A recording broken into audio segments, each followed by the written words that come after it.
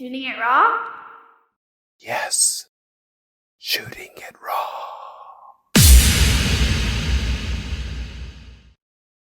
Photography is an art form that captures self-expression in a very spontaneous moment.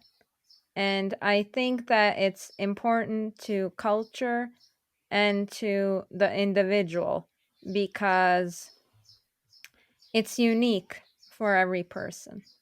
And it captures history, and it freezes it in a moment in time. And it displays moments and the essence of an experience. It captures the essence of an experience for everyone to see.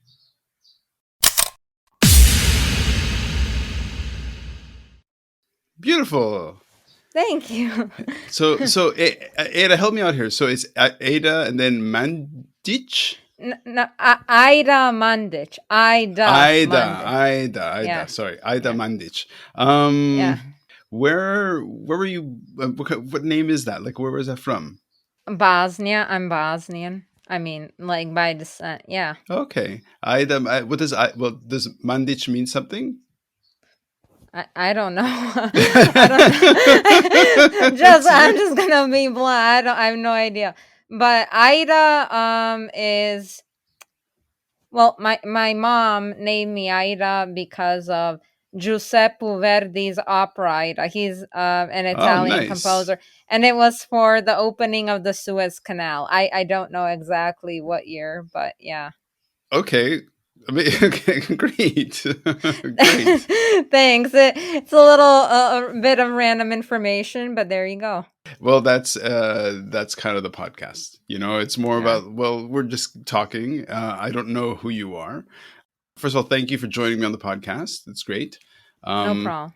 Somehow we will address the question of, if life is a gift, how do we make every second count? And from my impression, you're full on. Yeah. Yeah. Nice to meet you. Nice to meet you too. Okay, well, let's jump into the first photo.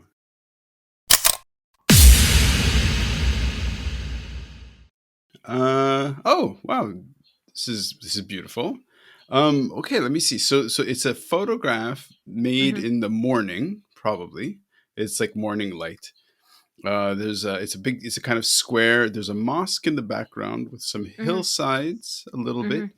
It's in a small village. On the right, you can just barely see somebody sitting there, maybe having coffee. There's a tree. There's a big trunk that just sort of dominates. I have to look at the picture because, like, I don't remember what picture that was. I'm like now trying to remember. Yeah. Okay, so it's morning. There are a lot of pigeons in the square. That's in Sarajevo. That's the capital city of Bosnia and Herzegovina, and that's Baščaršija, and that's the Sebir. The thing, the green thing. I'm sorry. No, it's great. It's great. Okay, so in the background you can see, because this is Sarajevo. Okay, this is good to know. Yeah. It looks like it's early summer. It's beautiful light. It's a beautiful square. There's nobody there, so it must be quite early in the morning. Oh yeah, definitely. Because people love walking by there like every single day. It's like a popular tourist attraction. So the fact that there are no people in that exact moment, yeah, that's very, very rare. Yeah. Okay. So why start the episode with this photo? Well, because I love that area. It means a lot to me. It's beautiful.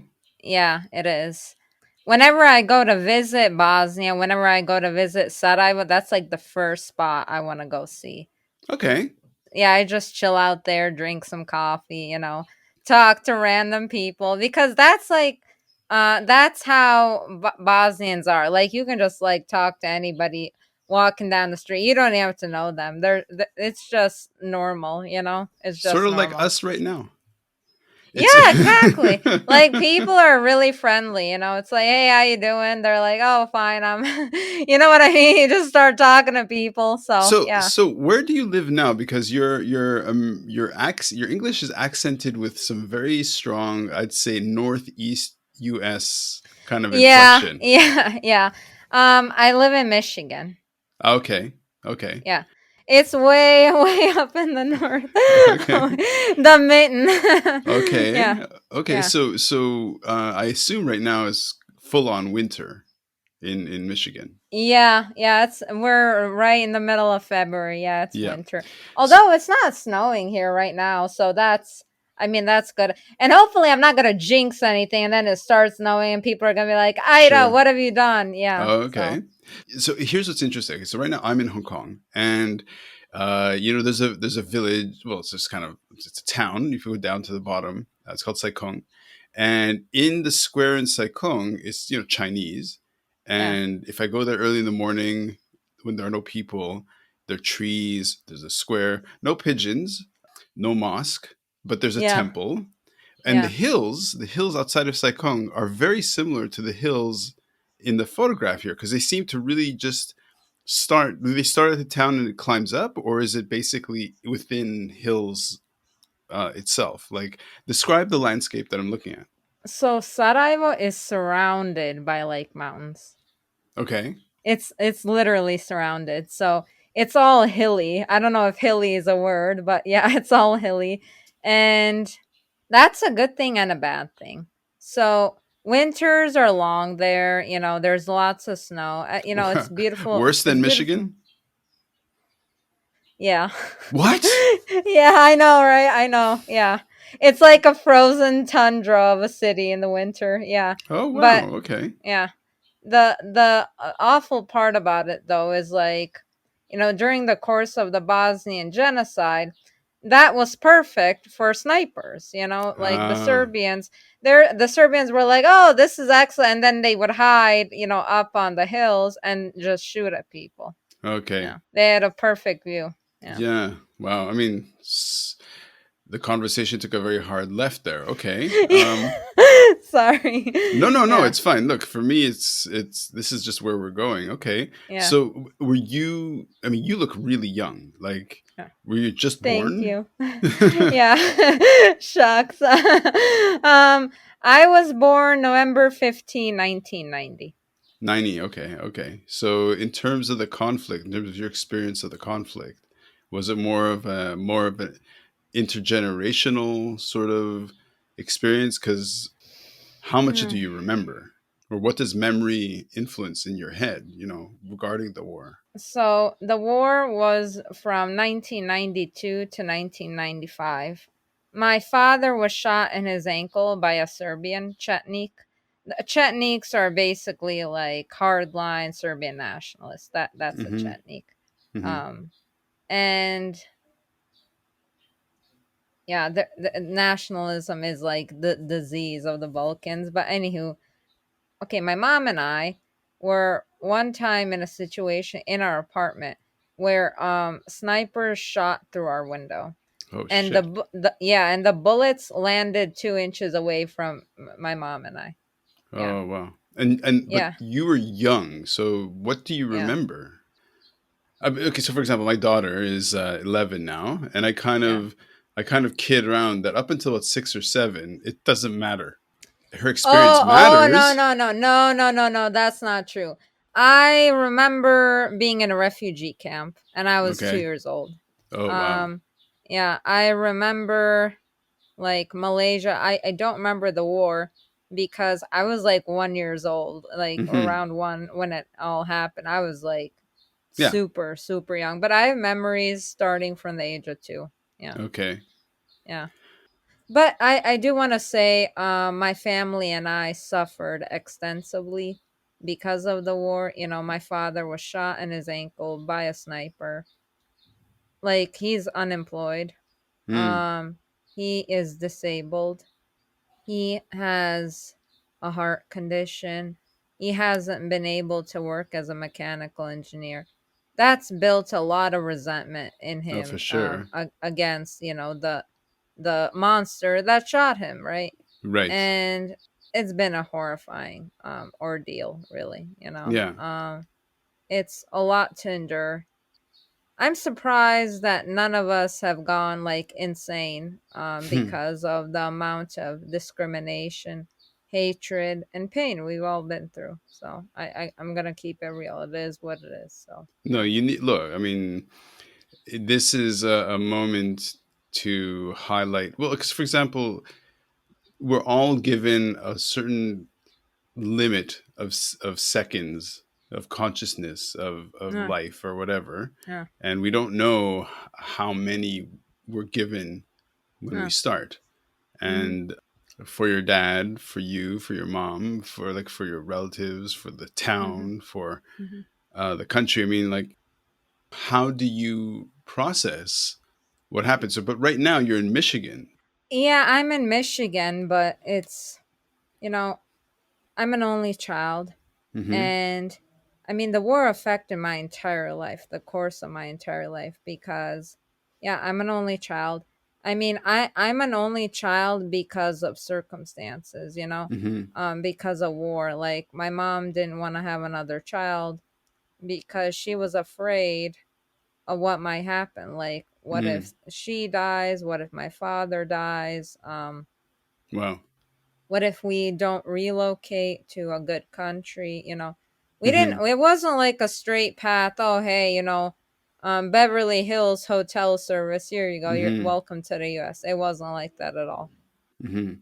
I lived in Bosnia and then Croatia and then a refugee camp in the Czech Republic, then Paris, France, then Malaysia, and then I came to the US. That was not a straight Wow. path. I really No. want to say that. It was a nightmare. It was a Sure. nightmare. And I don't think I speak enough about this. I really don't think I've like gotten enough of my life out there because I think it's relevant to hear. Mm. Like in Malaysia, for example, I was one of the only white kids in Mm-hmm. in one of my schools, in kindergarten. And I have to say, I did face discrimination, but in the US, it's way, way worse. Oh, And wow. yeah, and I think that's a damn shame, you Yeah. know, because America is a nation of immigrants, because Americans have gone through everything. You know what I mean? Like, this country has, like, Yep. gone through the blender. We've had Mm-hmm. racism, sexism, nativism, nationalism, classism. We've gone through it all, Mm-hmm. and it's sad. It's sad. Yeah. Okay. Sorry. No, hey, no, no, definitely don't need. I'm the Canadian. I'm the one who says sorry. Okay, well, let's just to keep the it's conversation I flowing. yeah, No, no, it's of course yeah. it's a lot, but it's also I learned to be polite. So it's just something that's in me. So I say sorry like all the time. Yeah. it's okay. It's nice. I appreciate it. Let's go to the next photo. First of all, the photo of the first one, this morning square is really Yeah. beautiful. Like my Thank you. reference, yeah, and my reference in terms of my experience of direct connection to that, the closest thing I think I've seen to that would probably be this village in Turkey. No. There is something beautiful about the light in that part of the Mhm. world, right? Yeah. Okay, Definitely. so let's move on to the next photo. Okay, Yeah. For sure. nice.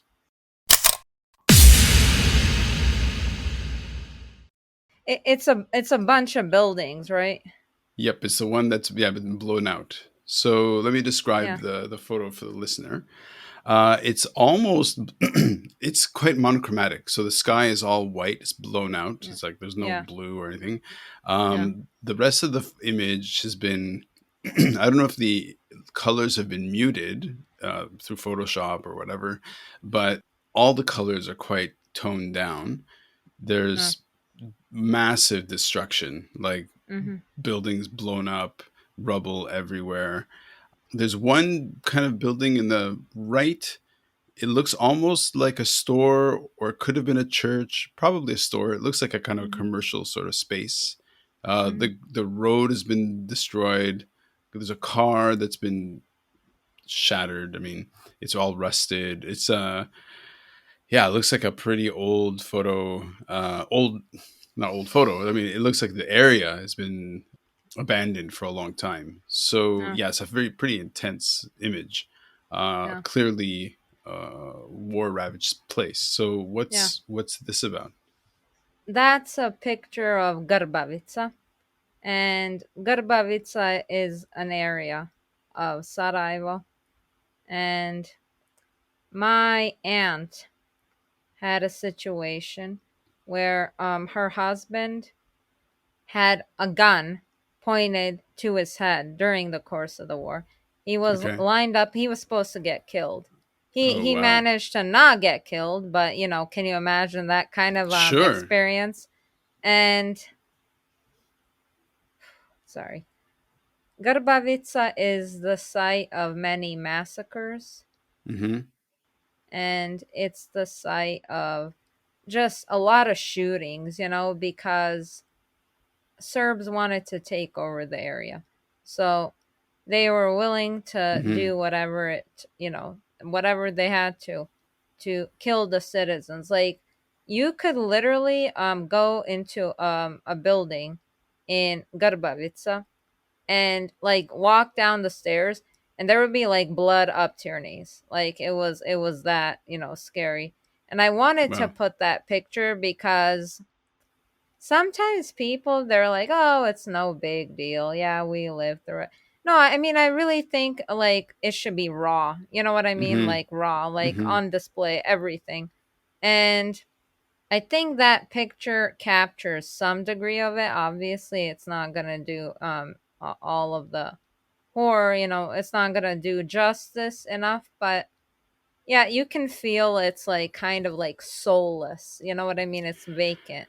So Well, yeah, I mean, that's the thing, that there's barely any sign of life because it's a photo in yeah, the winter. So already, if yeah. there were any grasses or shrubs, all you can see Mhm. now is basically like Yeah. dry. Everything's dry, and Mhm. there's no people. It's quite. I can imagine walking around there and it being Mm. hollow and quite, eerie in terms of, yeah, like, yeah. So it's almost 30 years ago Yeah. ish. It's about 30 years ago. And so time dilutes people's memories, I guess. And so obviously, this is a kind of a trauma to your family and to yourself that Mhm. is Mhm. obviously very present. Yeah. Um the thing about time, thank you for mentioning that, is time really doesn't help to heal all that much, because if you are reminded of it, if like if you have family members who died, if you lost Sure. body parts, if your health has been affected, if your how would I put this? If you lack access to opportunities because of where you came from, if you have been mistreated, if you have been discriminated against in some way, shape, or form, yeah, it leaves a permanent scar on you. And there's definitely intergenerational trauma. And also, I do want to mention that peace does not end and does not begin with the last bullet that is shot. The last Hmm. bullet that is shot in a war zone does not indicate the end of the war. It Sure. just indicates the lack of the end of shooting Sure. for that moment in time. That is literally all it indicates, because if there is a continuation of political corruption, if there is hatred among ethnicities, if there are death threats, Hmm. um, that's not peace. Like I said, that's not peace. That is just on the surface. It looks like peace. I really want to emphasize that. So yeah. Okay. Okay. So moving from country to country away from the Mhm. conflict. So once Mhm. the hostilities are over, the immediate danger to your security or your family security or whatever uh, decreases, but the wounds are very much, still fresh. Well, no, because when we moved to different countries, we just acquired new wounds because Okay. of discrimination and hatred. Like my mom had a gun pointed to her head in Detroit. My father had, gangbangers and prostitutes and drug dealers around him because he was unable to get his rightful job. So Okay. when we speak about war, the thing is, like, when you're a refugee, you are at the bottom of the socioeconomic food chain. Right. Like, I don't know how to put that otherwise. And nobody really gives a damn about you because when you're a refugee, you're at the bottom. You Mm-hmm. don't know anybody. When you relocate to a country, it's not like people welcome you with open arms. You know what I Mm. mean? Yeah. They take out their hatred and hostilities onto you if they have any of that inside of them. And I want to talk about that because people assume, oh, it's over. The conflict was that long ago. It's not over. No, it's Mm. not. Yeah, you guys are still struggling to deal with that. I mean, Yeah. survival and Oh, we've been surviving for like decades. So I want to just point that but out. why Michigan? I mean, you were in Malaysia. At least one. How did your journey end up in Michigan? Right? Because okay, so again, going back to the so look just for a second, like going back to the premise of the podcast, which is aspirational ultimately. Mhm. Like if life really is a gift, like maybe when your life is hit with so much trauma, it feels like a Mhm. curse. Oh, But it does. Yeah, I talk about that in some of my books. Yeah, definitely. I'm glad you pointed that out. Yeah. okay. So in a way, okay, it's fine. So so the podcast is perhaps a pie in the sky, like fairy tale. Life is a gift. How do we make every second count? Mhm. But what can we salvage, or can the relationship to your life Mhm. be optimistic and positive when you're ladled with so many servings of shit, right? Like, Amazing. Thank you for saying that. Cuz it's spot on. So, I would say creativity was probably my way out because I saw a lot of negativity and darkness in hmm some of the people I met. And you know what, I'm just gonna be blunt about this. I think having that kind of attitude towards life and towards anybody who's not like you is idiotic. I sure, want to say that because if you are flinging hatred at somebody, you're going down with that ship as well. You can't hold somebody down without holding a part of yourself down. sure, sure. Like all those negative vibes. And I always try to find the silver lining. I always try to find solutions. And basically that's all because I'm creative. I hmm like to hmm research, I like to learn, I like to create, I like to share, celebrate. That's like my life, motto. Well, okay, so that's fascinating. So you're okay as you're speaking. I have Hmm. this really stark photo of buildings blown out, like full Yeah, on I know. exploded. Yeah, I And no, know. I say to you, oh, Hmm. the point of the podcast is to Hmm. aspirational, make every second count. Hmm. And then your response is Hmm. to say, on the one hand, well, life kind of can feel like a curse, yet your Yeah, outlet, and this is, well, maybe this is what's interesting, is that yeah. what is it about about us humans that Hmm. your outlet is to be creative, right? uh, Like that's yeah. actually quite interesting if you think about like that Thank you. your way of processing and Hmm. dealing Hmm. is to express yourself creatively to somehow bring it back down to size. Now, Hmm. you dropped a big bomb. You said Hmm. in one of my books, so that Hmm. means you have several books. What? Yeah, I published 80 books. I'm working on my 81st. I'm almost done with it, and I still have about over 20 to go. So I've written Uh, over 100 books. Yeah. oh, wait. I'm I swear, I'm not even kidding. You can check it out on my website. I'm not even kidding. Yeah. Okay, for the people who want to, who are feeling lazy and are procrastinators, Yeah, you yeah. look all of like 25. I mean, I don't know how old you are, but it's Oh, ridiculous. shucks. You Thank must you. be, yeah. So, and you have 80 books. Yeah. Wow. And I'm working on my 81st, and I still have over 20 to publish. I just Wow. can't publish everything at once. Like, I have to do Sure. step by step, right? So, Yeah, yeah. and who needs to Mhm. sleep? Who needs to sleep? Exactly. Who needs that? Sleep is for the weak. Am I right? I'm Well, just kidding. no, if you're an author who wants to Mhm, write, move to mhm. Michigan. That's what I'm learning from this conversation. Yeah. Yeah. Yeah, I love to invent, you know. I love to Hmm. invent. I like to look up patents on Justia. It's a website, it's Justia. I'm the owner of a bunch of comic books in general. I mean, books that like aren't my books. Hmm. And I like drawing. I like sketching out ideas. I love Da Vinci. I love Michelangelo, Botticelli, like Rembrandt. And your name is Ida. Yeah, It's awesome. I know. I know. I know. I've been told like I'm a Renaissance woman. Yeah. That's Um beautiful. That's great. Thank you. Thank you. Yeah, I like coloring books. I love to like my whole life. I like to color. Like I don't understand why some adults they're like, "Oh, I'm going to do drugs. I'm going to destroy my brain. I'm going to, do like a lot of alcohol to the point where it's like severely, affecting them."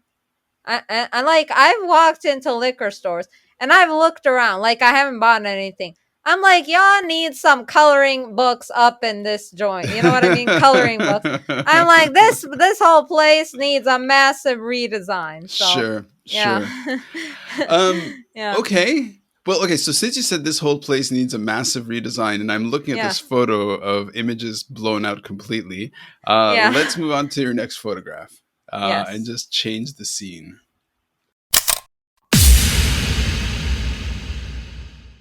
There we go. So it's a basically the cover of a Time magazine, and it says Yeah. "Must it go on?" And Yeah. behind barbed wire fence, Mhm. the main guy standing there Mhm. looks extremely emaciated, very Yeah. skinny, Yeah. barely holding on to his jeans. He's not wearing a shirt.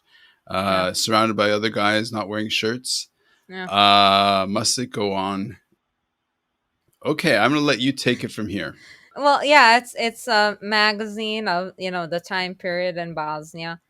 I'm not sure where that was taken. I think possibly a concentration camp, Hmm. possibly Omarska camp. I wanna ask something of your listeners. Why is it like when we watch the news, there's always emphasis on death, on like something bad? Why don't we have some more engaging platform to find solutions for suffering? For example, why is it that I mean, not that I know of anyways, um there's no way out for like a concentration camp? Has anybody figured that out, right? If a concentration camp, is there a way to escape a concentration camp? Is there any method for example, Chernobyl in Ukraine? Is there any method to, for example, help people with, poisoning, like from nuclear site?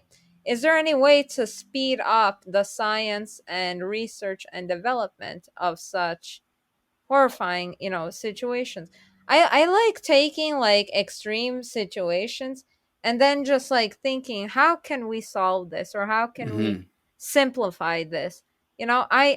I see a lot of like unused potential, you know what I mean? Because the days pass by, weeks, months, years, and what really, like, think about how much time is spent.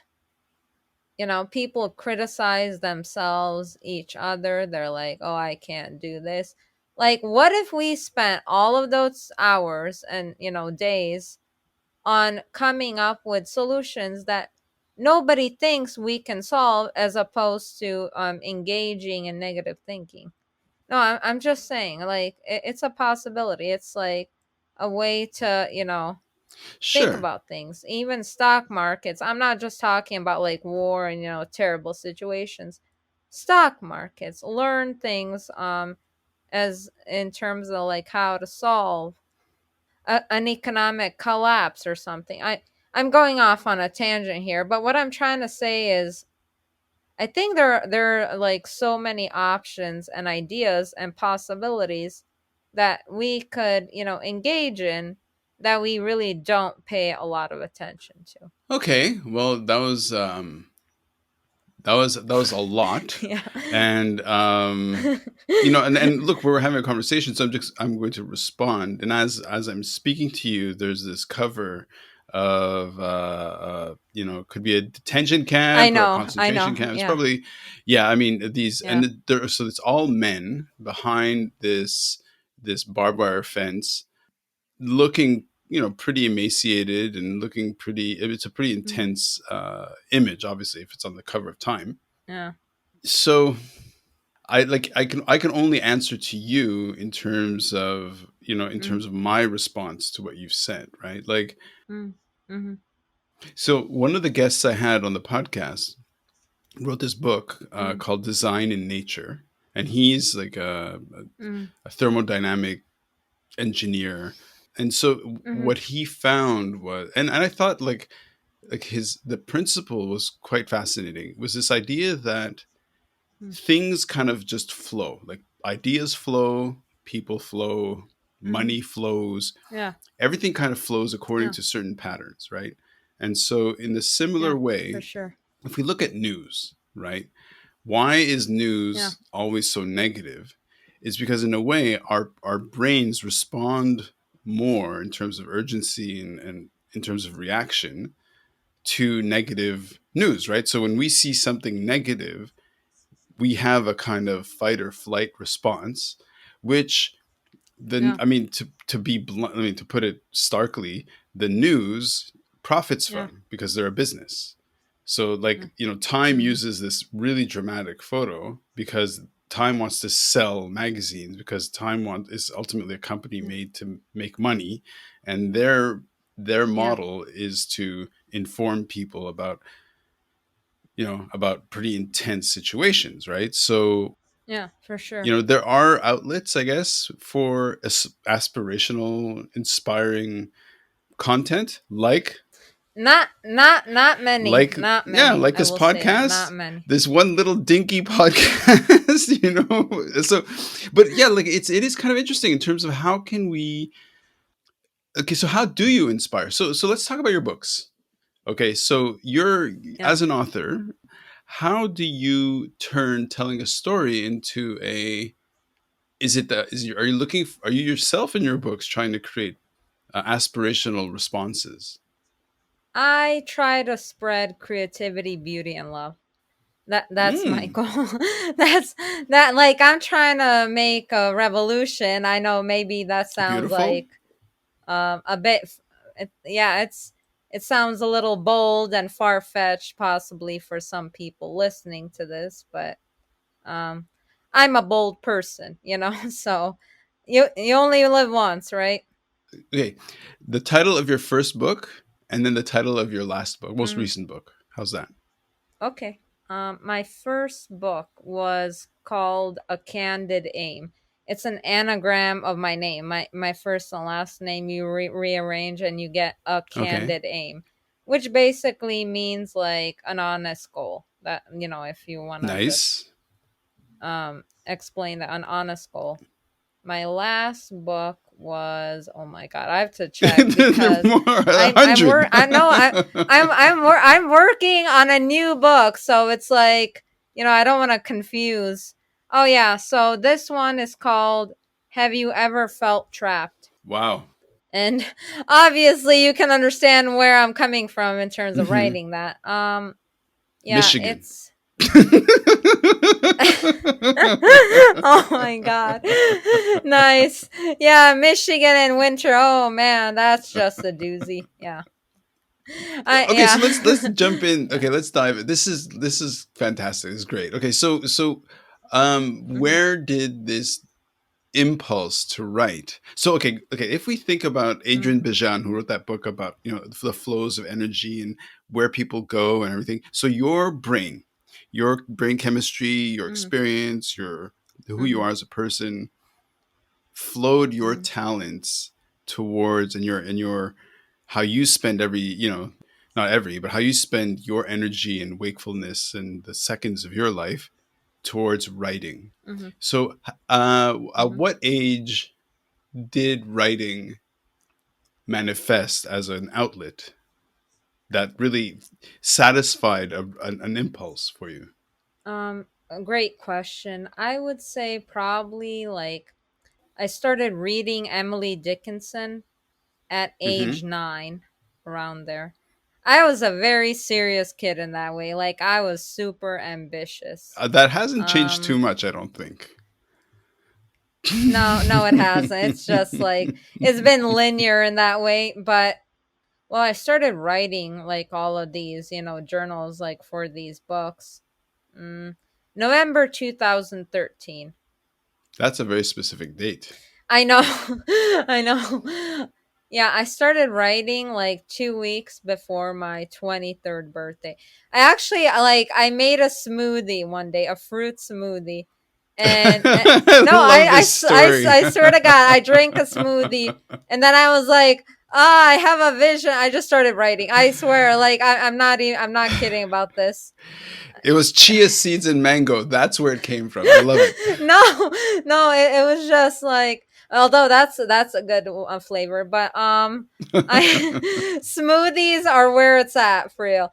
But Yep. yeah, I just felt the need, like the quote. I felt the need for speed. Well, I felt the need to write. Yeah, Okay. yeah. So did you have did you take creative writing classes or I mean cuz No.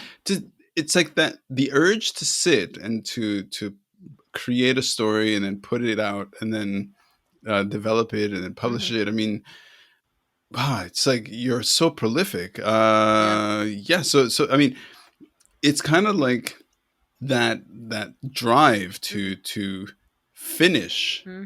is like how like I'm kind of like where did that come from, but also like how are your parents, how do they instill, like where does that kind of motivation come from?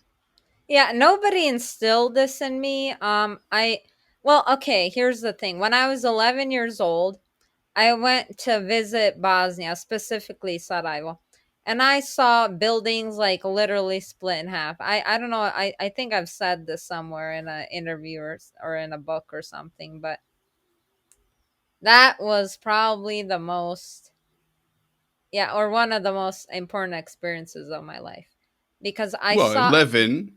yeah, 11 years old, I saw buildings literally split in half, and people just, I could see them crying. It was directly after, the war as well. And it was tragic, it was horrifying. But my takeaway from that was that I would never do drugs. I would never be Okay. destructive. I know it's like, whoa, where did that come from? But yeah, Hmm. and that stayed with me. I Okay. avoided negative people, negative things, like my entire life. I just avoid it. And anytime I see myself being negative in some way, in terms of just, thought process, Mm-hmm. I'm like, whoa, whoa, all right, let's back it up here. It's been like a sort of like guidance for me. You know what I mean? Mm-hmm. Like a light in my Mm-hmm. mind. And I like researching, people who are successful, looking up like how they think, what they do, how they communicate with other people, like how they spend their, life, like, Mm-hmm. how they live, right? And it's a great and powerful source of motivation. Oh, for sure, for sure. Yeah, And hopefully, this podcast, by letting people listen to you yeah, and hear how you speak, and and also how you work and operate, will themselves be motivated, because it's fascinating, it's inspiring. But wow, yeah, yeah. I had no idea. Yeah, that was an extraordinary experience. Like I literally Mm, felt goosebumps. Like I remember that experience, very vividly. And mm-hmm, I remember telling my mom, I'm like, my life has changed completely. Like I was one way before, that moment. I guess you could just label it a moment. And then afterwards, I'm like, all right, wow, wow, wow. Like I remember just thinking, mm-hmm, wow, mm-hmm. like I discovered a new planet or something. Like it was, Well, it's yeah, it's interesting because the phrase you used was, "I saw a building split in half." yeah, Like, it's kind of like that so shatters hmm, your understanding, because I mean, a building is meant to be your home, is meant to be a place of safety, yeah, and then when the whole thing itself is split, I mean, it's so symbolic and dramatic. yeah. Definitely. I just want to say something else. When I came back from Bosnia, that was summertime. I turned on the TV. It's like right around the time when I came back, and Hmm.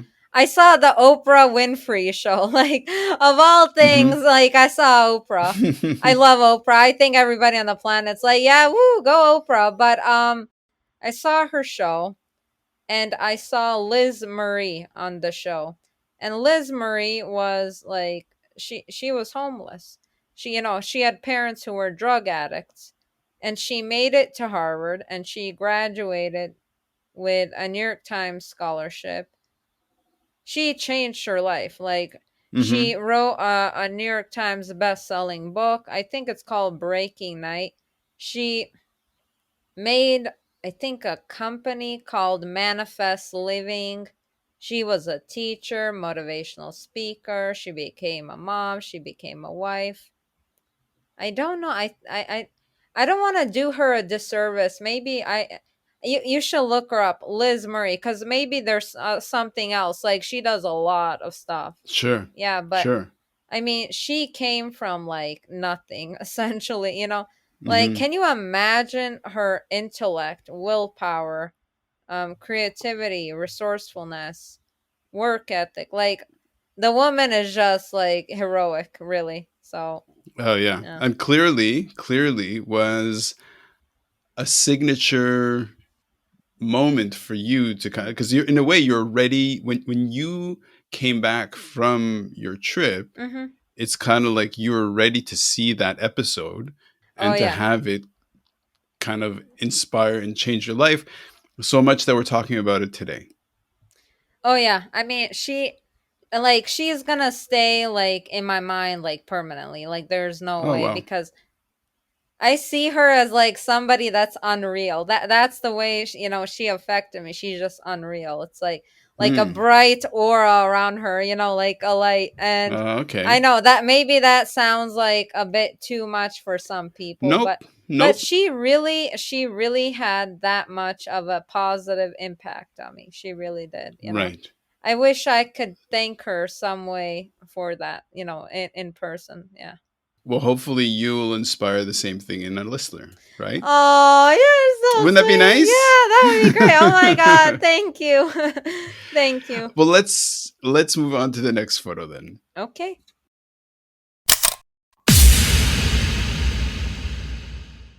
What do you have in store for me now? Oh god. Oh. Oh my god. That is an intense picture. I mean, they're all intense if we're going to be real about it, but Yeah. yeah. Okay. Okay. So let me describe this. It's a photo head on of She's is that Bosnian. I think her okay? name is Shayla Kamerlic. I'm not 100% sure Okay. about the last name. I don't want to make anybody upset. Yeah. Yeah. It's black and white. It's a Yeah. really nice kind of portrait. She's just looking very neutral expression right into the camera. She's wearing a white sort of tank top of sorts, Yeah. but written across the front in like a I know. Sharpie or whatever. It says no teeth, a mustache, smell, which is spelled misspelled, but smell like Spelled shit, wrong. Yes. and then Bosnian girl Yeah. exclamation point. Yeah. Terrible. Yeah. So tell Hmm. what is the story behind here? So, Srebrenica, the Srebrenica massacre of 8,372 men and boys. Apparently, this was written, this text, on a wall at Srebrenica. Okay. Some women were raped there, and the United Nations, excuse my language, they did jack shit. The United Nations did jack shit. I really want to emphasize that.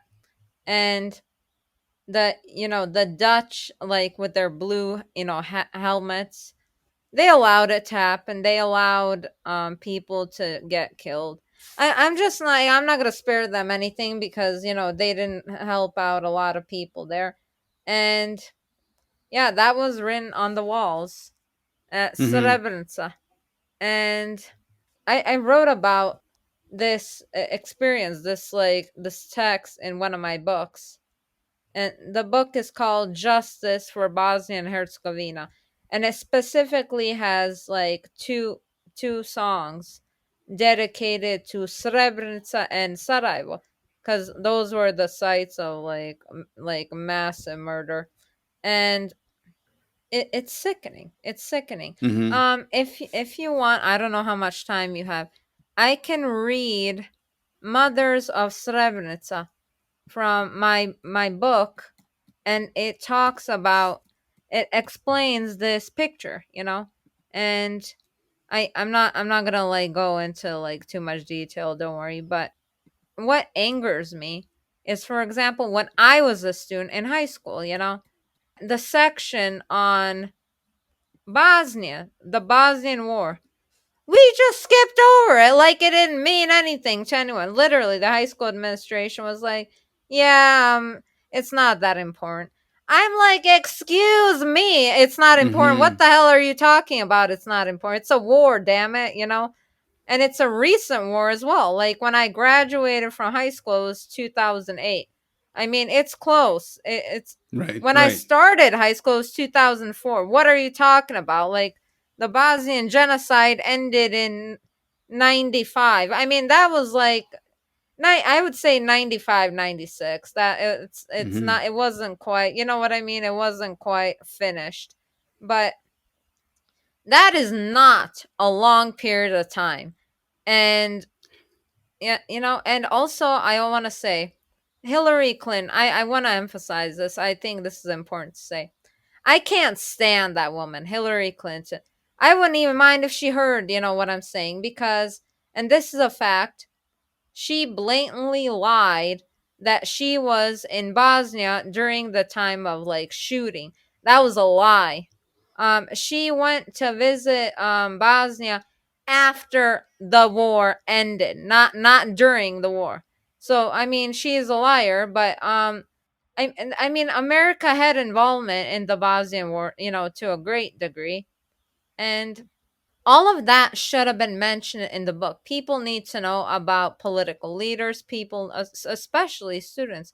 They need to learn critical thinking. They need to learn about the world around them. They need to understand how the world works. You know what I mean? Because Mm-hmm. otherwise, it's like we're conditioning. I mean, when you just accept everything at face value, it's like you're conditioning sheep that are asleep. Maybe that doesn't Mm. sound nice, but it is what it is, right? So Um. at face value, I don't accept things at face value. Okay. So listening to you now, Yeah. because I think on the one hand there's your direct experience, right, which Yeah. you live, which lives inside you Oh yeah. as a very raw kind of memory, and it's very present and it's Mm, very real, right? very.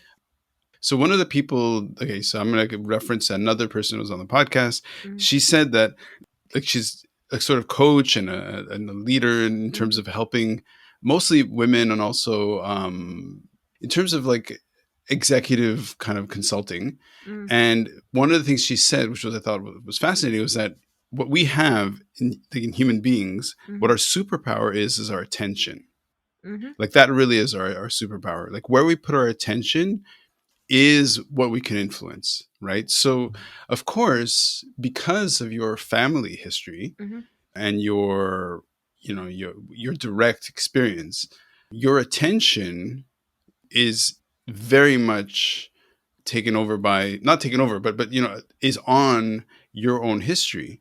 And but then when you go to the states, it kind of feels like a betrayal that you're mhm, in the classroom and somehow they just skip over this as a kind of like, well, it wasn't important, because to people it wasn't real in the way that, for example, somebody who has nothing to ever do with Vietnam, it wouldn't have affected them personally. So in terms of the slices of attention that we have and that a teacher has for mhm, like 50 minutes mhm, a day in a classroom or whatever in that particular subject, they have to split the attention and make those decisions, right? Which is, mhm, I'm not trying to defend them, but mhm, it's kind of like, in a way, that was your opportunity to kind of make it real for people in the classroom, because say, hey guys, like, let me make it real for you. And yeah, then your superpower was, well, actually, with your book, is what you've done is you've put people's attention onto these important experiences and stories and the realities that may have been forgotten, but which are very much real to you, right? yeah. And to so many people.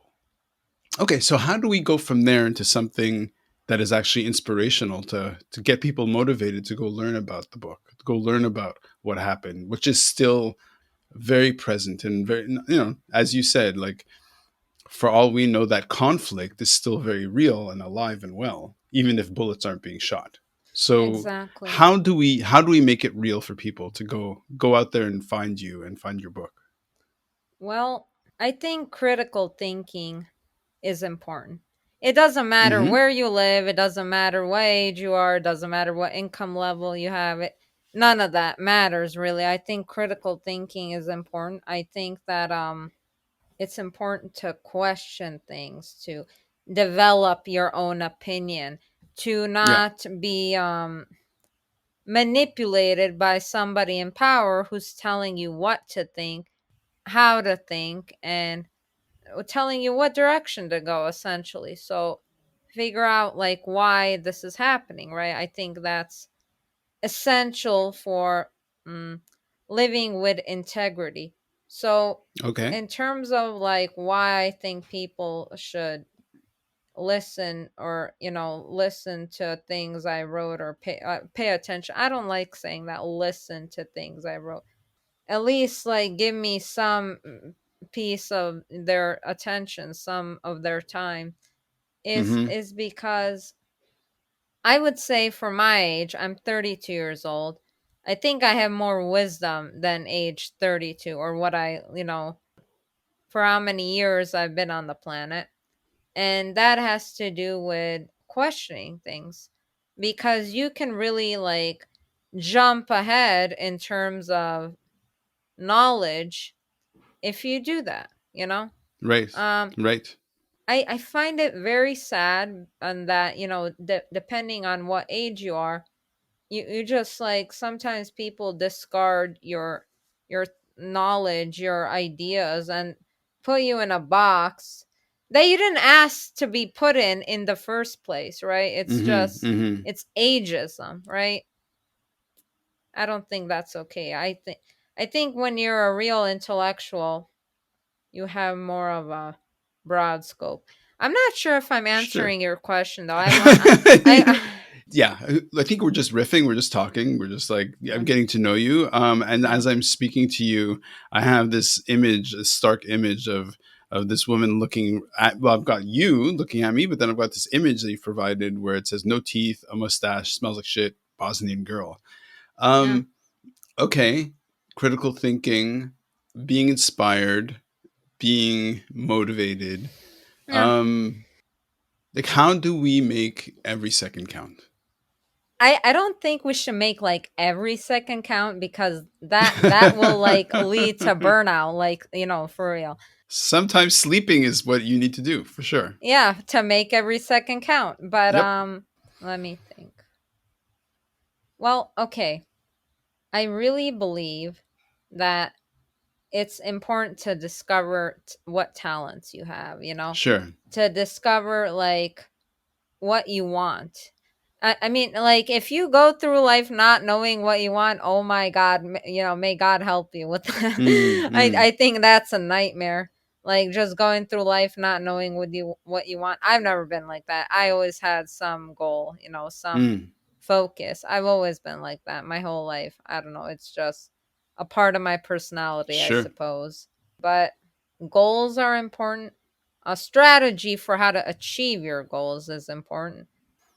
Skill. What skills do you have? Mm-hmm.